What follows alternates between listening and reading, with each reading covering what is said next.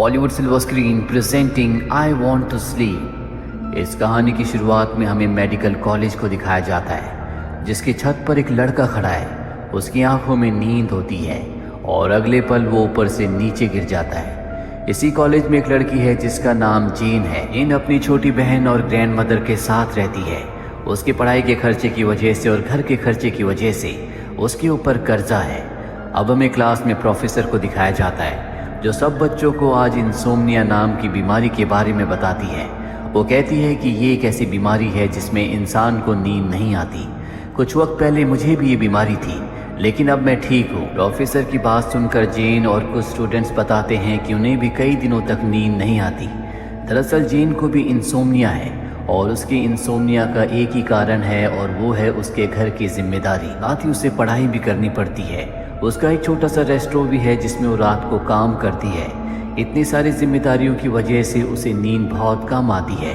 अब जब जेन घर जाती है तो बैंक से एक लेटर आता है, जिसमें लिखा होता है कि अगर जल्दी तुमने बैंक के पैसे नहीं चुकाए तो हम तुम्हारे घर को नीलाम कर देंगे। ये लेटर देखने के बाद जेन को बहुत दुख होता है और अब वो तय कर लेती है कि वो कॉलेज छोड़ देगी। इसी सिलसिले में बात करने के लिए वो अपनी प्रोफेसर के पास जाती है और उन्हें सारी बातें बताती है।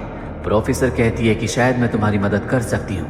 मैं एक ऐसे डॉक्टर को जानती हूँ जिन्हें तुम जैसे लोगों की ज़रूरत है, जिन्हें इंसोम्निया है, जिन्हें नींद कम आती है। और अब जेन उस फैसिलिटी में पहुँच जाती है जहाँ पर उसे डॉक्टर से मिलना है।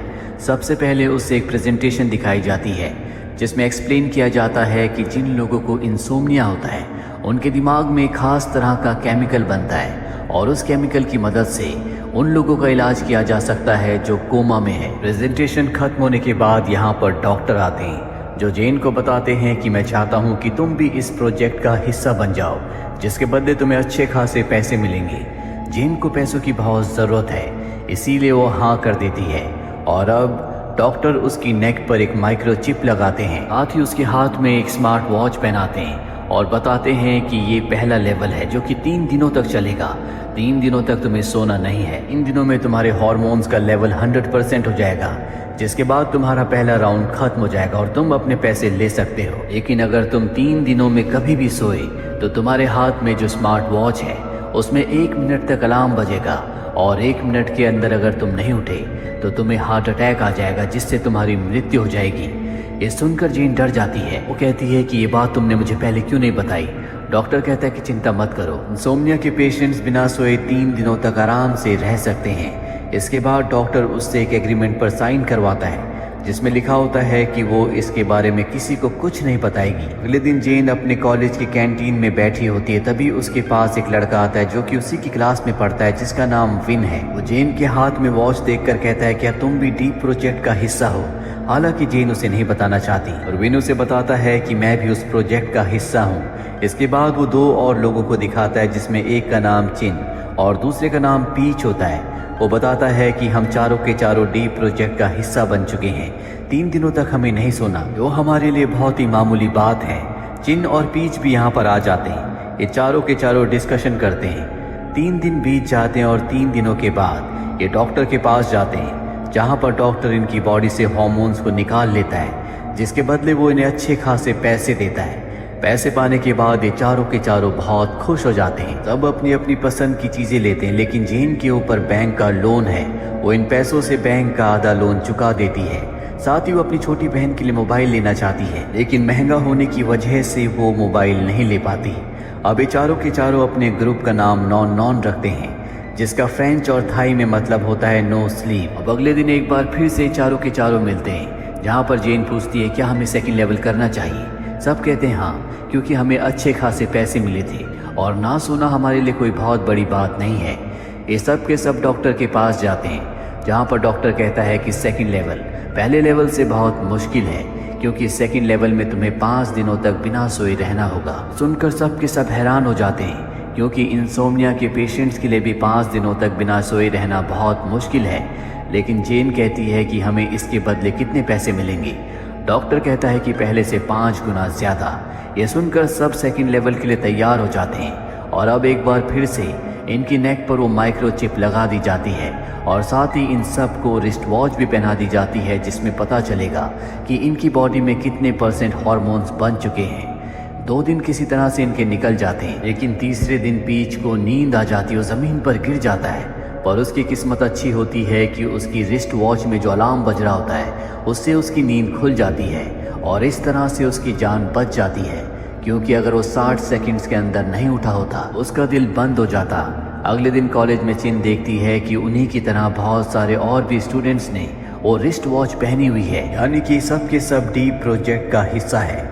रात को जेन जब अपने घर पर होती है तो वो अपनी बहन की छोटी छोटी बातों पर बहुत गुस्सा करने लगती है, क्योंकि पिछले 3 दिनों से वो नहीं सोई। जिस पर उसकी बहन कहती है कि जब से तुम्हारे पास पैसे आए हैं तुम पूरी तरह से बदल चुकी हो। जेन उसकी बात का कोई जवाब नहीं देती और वहाँ से उठकर चली जाती है। उसके जाने के बाद उसकी बहन देखती है कि वहाँ पर उसी डॉक्टर का कार्ड है। इस डॉक्टर के लिए ये सब के सब डीप प्रोजेक्ट का हिस्सा बने हैं। अगले दिन एक बार फिर से चारों के चारों कॉलेज में मिलते हैं और आज इनका चौथा दिन है। ये अपनी स्मार्ट वॉच में देखते हैं कि इनके हार्मोन्स का परसेंटेज बहुत ज़्यादा नहीं बढ़ा होता और इन्हें किसी भी कीमत पर 5 दिनों में इसे 100% करना होगा। पीच का परसेंटेज सबसे ज़्यादा बड़ा होता है। बताता है कि मैं रोज़ बास्केटबॉल खेलता हूँ। ये समझ जाते हैं कि इन्हें फिजिकल एक्टिविटीज़ की ज़रूरत है, जहाँ पर ये बहुत पार्टी करते हैं। यहाँ पर पीच इन सब को पीने के लिए खास ड्रिंक भी देता है, जिससे इन सब का ब्लड प्रेशर ऊपर हो जाता है, जिससे इन्हें नींद आना कम हो जाती है। लेकिन जीन की हालत सबसे ज़्यादा ख़राब होती है, इस वजह से वो अजीब सा डांस करने लगती है। वहीं चिन पीच के कमरे में जाती है, जहां वो देखती है कि पीच ने उसकी बहुत सारी फ़ोटोज़ को दीवार पर लगा रखा है। वो समझ जाती है कि बहुत दिनों से जो उसका पीछा कर रहा है वो और कोई नहीं बल्कि पीच है। उसे लगता है कि पीच कोई साइको है जो उसे नुकसान भी पहुंचा सकता है और इन्हीं सोचों के चलते वो बेहोश हो जाती है। जिसके बाद उसके हाथ में जो वॉच है उसका अलार्म बजना शुरू हो जाता है। अलार्म सुनकर उसके सभी दोस्त वहां पर आ जाते हैं और किसी तरह से 1 मिनट से पहले उसे होश में ले आते हैं। और आज पहली बार इन सब को डर लगता है। साथ ही पीच बताता है कि मैं चिन से बहुत प्यार करता हूँ, मैं हमेशा के लिए उसके साथ रहना चाहता हूँ, लेकिन ये बात मैं कभी डायरेक्ट उसे नहीं बोल पाया, इसीलिए मैं उसका पीछा कर रहा था। हाइपर एक्टिविटीज़ की वजह से इनका जो लेवल होता है वो 100% हो चुका है। अगले दिन ये डॉक्टर के पास जाते हैं और उसे हार्मोन्स दे देते हैं, जिसके बदले डॉक्टर इन्हें 5 गुना ज़्यादा पैसे देता है और कहता है कि तुम्हें 3rd लेवल में जाना चाहिए। पर सब के सब मना कर देते हैं, क्योंकि सबको समझ में आ चुका है कि ये बहुत ही खतरनाक है, इसमें इनकी जान भी जा सकती है। अगले दिन जीन को प्रोफेसर बुलाती है और कहती है कि इस बार तुम्हारे मार्क्स बहुत कम है। मैं जानती हूँ कि तुम्हें पैसे कमाना ज़रूरी है, लेकिन तुम्हें पढ़ाई में भी ध्यान देना चाहिए। और प्रिंसिपल के ऑफिस से बाहर आने के बाद उसके पास विन आता है। वो कहता है क्यों ना पार्टी के लिए चले, पर वो मना कर देती है और कहती है कि मुझे पढ़ाई करनी है। तभी इनके कॉलेज के बाहर एक एम्बुलेंस आती है जिसमें एक बच्चे की बॉडी को रखा जाता है और ये देखते हैं कि उसके हाथ में भी वही स्मार्ट वॉच है जो कि इनके हाथ में थी, यानी कि वो भी डीप प्रोजेक्ट का हिस्सा था, जिस वजह से उसकी जान चली गई। अब यहाँ पर जीन को पता चलता है कि उसकी ग्रैंड मदर को स्ट्रोक आया, यानी कि हार्ट अटैक हुआ है। वो हॉस्पिटल जाती है, जहाँ पर हॉस्पिटल के बिल्स बहुत ज़्यादा होते हैं और जीन को जितने पैसे मिले थे उसने वो सारे के सारे पैसे बैंक के लोन चुकाने में लगा दिए। उसके पास अब पैसे नहीं है। अभी वहाँ पर उसकी छोटी बहन आती है और उसे एक एनवलप देती है जिसके अंदर बहुत सारे पैसे हैं। जेन को पता चलता है कि उसकी छोटी बहन भी डीप प्रोजेक्ट का हिस्सा बन चुकी है, जिसके बदले उसे पैसे मिले हैं। जेन अपनी छोटी बहन से कहती है कि ये सब बहुत खतरनाक है, पर उसकी बहन वहाँ से चली जाती है। जिसके बाद जेन डॉक्टर के पास आती है। वो देखती है कि उसकी छोटी बहन वहीं पर है और अब डॉक्टर ने उसकी नेक पर 3rd लेवल की चिप लगा दी है, जो कि बहुत खतरनाक होने वाला है। जेन डॉक्टर से कहती है कि इस चिप को मेरी बहन की बॉडी से निकाल दो, वो सरवाइव नहीं कर पाएगी। डॉक्टर कहता है कि एक ही शर्त में, अगर तुम चारों एक बार फिर से 3rd लेवल में जाने के लिए तैयार हो जाओ। और अब जेन के पास कोई रास्ता नहीं है। वो अपने तीनों साथियों के पास जाती है और कहती है कि हमें एक बार फिर से करना होगा। हालांकि शुरू में वो तैयार नहीं होते और जेन की रिक्वेस्ट करने पर उसके तीनों दोस्त मान जाते हैं, जिसमें प्रोफेसर की मदद लेते हैं। अगले 7 दिनों तक इन्हें जगे रहना होगा और 7 दिनों तक ये प्रोफेसर की लैब में रहेंगी। ये डॉक्टर के पास जाते हैं जो इनकी नेक में एक बार फिर से उस चिप को इंजेक्ट कर देता है। ये सब के सब प्रोफेसर की लैब में आ जाते हैं। यहाँ प्रोफेसर इनकी बॉडी में खास तरह की दवा को इंजेक्ट करती है, जिससे इन्हें नींद नहीं आएगी। जब भी इन्हें नींद आती है ये उस दवा को अपनी बॉडी में इंजेक्ट कर लेते हैं और इस तरह से 5 दिन बीत जाते हैं और छठे दिन इन सब को हेल्यूसिनेशन होना शुरू हो जाते हैं। इन्हें अजीब अजीब सी चीज़ें दिख रही होती हैं, जैसे जेन को अपनी छोटी बहन का खून बेड के नीचे दिखता है, जिन जब वॉशरूम में जाती है तो उसे लगता है कि उसके चेहरे पर बहुत सारे पिंपल्स हो गए हैं। उसे अपने चेहरे से बहुत प्यार है और इसी फ्रस्ट्रेशन में वो मिरर को तोड़ देती है, जिससे उसका चेहरा भी कट जाता है। मिरर के टूटने की आवाज़ से उसके तीनों दोस्त वहाँ पर आ जाते हैं, लेकिन अब वो उन तीनों से लड़ना शुरू कर देती है, क्योंकि कहीं ना कहीं ना सोने की वजह से वो अपना मानसिक संतुलन खो रही है। और ऐसा इन तीनों के साथ भी हो रहा है, जिस वजह से आपस में लड़ना शुरू कर देते हैं। जेन प्रोफेसर की मदद मांगने के लिए ऊपर की तरफ भागती है और वो एक ऐसे कमरे में पहुंच जाती है जहां पर बहुत सारे मॉनिटर्स होते हैं, जो मॉनिटर्स इन सब पर नज़र रख रहे होते हैं। यानी कि जिस कमरे में, जिस लैब में सब के सब है, वहाँ पर बहुत सारे कैमरास लगे हुए हैं। यहाँ पर जेन को एक फाइल मिलती है जिसमें देखती है कि एक फॉर्म पर डॉक्टर की फ़ोटो है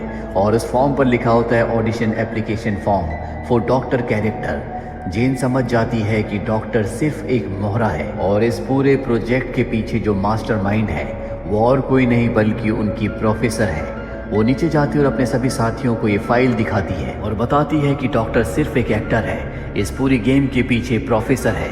ये सब यहाँ से बाहर निकलना चाहते हैं, लेकिन प्रोफेसर ने इन सब को यहाँ पर लॉक कर दिया होता है। ये पुलिस को कॉल भी करने की कोशिश करते हैं, पर तभी स्पीकर पर आवाज़ आती है जो कि प्रोफेसर की आवाज़ होती है।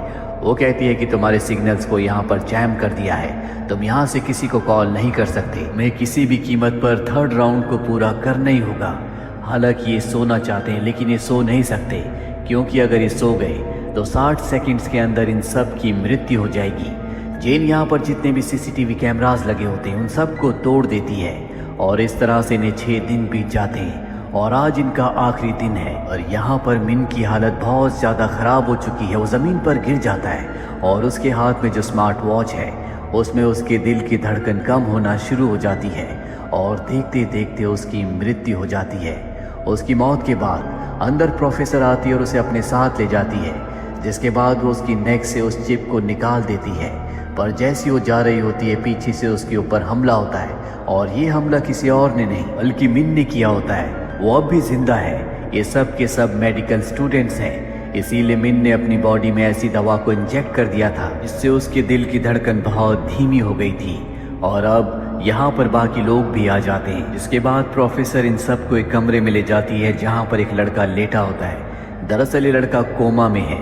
ये वही लड़का है जिसे हमने इस कहानी की शुरुआत में देखा था, जो कॉलेज की छत के ऊपर था और वहाँ से गिर गया था। वहाँ से गिरने की वजह से ये कोमा में चला गया। प्रोफेसर बताती है कि इसका नाम जेड है। हम दोनों एक ही क्लास में पढ़ा करते थे। मैं जेड से बहुत प्यार करती थी, लेकिन जेड को स्लीप डेप्रिवेशन नाम की एक बीमारी थी जिसमें इंसान कई दिनों तक नहीं सोता और ना सोने की वजह से वो बिल्डिंग की छत से नीचे गिर गया। इस वजह से वो कोमा में चला गया। मैंने कई सालों तक रिसर्च की, जिससे मुझे पता चला कि ऐसे लोग जिन्हें इंसोम्निया नाम की बीमारी होती है उनके दिमाग में खास तरह का केमिकल प्रोड्यूस होता है जिससे हम कोमा से इंसान को बाहर निकाल सकते हैं। और इसीलिए मैंने तुम सब का इस्तेमाल किया। इन कहती है कि एक इंसान की जान बचाने के लिए तुम इतने लोगों की जान की दुश्मन बन गई। और तभी प्रोफेसर को मौका मिल जाता है। वो जेन की बॉडी में एक दवा को इंजेक्ट कर देती है जिससे जेन वहीं ज़मीन पर गिर जाती है। जिसके बाद प्रोफेसर दूसरों की बॉडी में भी उस दवा को इंजेक्ट करना चाहती है, लेकिन चिन उसके ऊपर हमला करके उसे बेहोश कर देती है। जेन के दिल की धड़कन धीरे धीरे बंद हो रही है। ये उसे सीपीआर देते हैं, उसके दिल को बार बार दबाते हैं, जिससे एक बार फिर से उसके दिल की धड़कन वापस आ जाती है और इस तरह से जेन की जान बच जाती है। प्रोफेसर को पुलिस अरेस्ट कर लेती है। वहीं हमें विन को दिखाया जाता है जिसके अपने पिता के साथ रिश्ते बहुत अच्छे नहीं थे, पर इस पूरे एक्सपीरियंस के बाद कहीं ना कहीं उसे ज़िंदगी का मतलब समझ में आ चुका है। इसीलिए वो अपने पिता के पास जाता और उनके गले लग जाता है। साथ ही जेन की छोटी बहन जो कभी उसके काम में हेल्प नहीं करती थी, अब उसके साथ उसके रेस्टोरेंट में उसकी मदद करती है। ये चारों के चारों एक बार फिर से मिलते हैं और अब ये सब के सब बहुत अच्छे दोस्त हैं। उम्मीद करते हैं कि ये कहानी आपको पसंद आई होगी।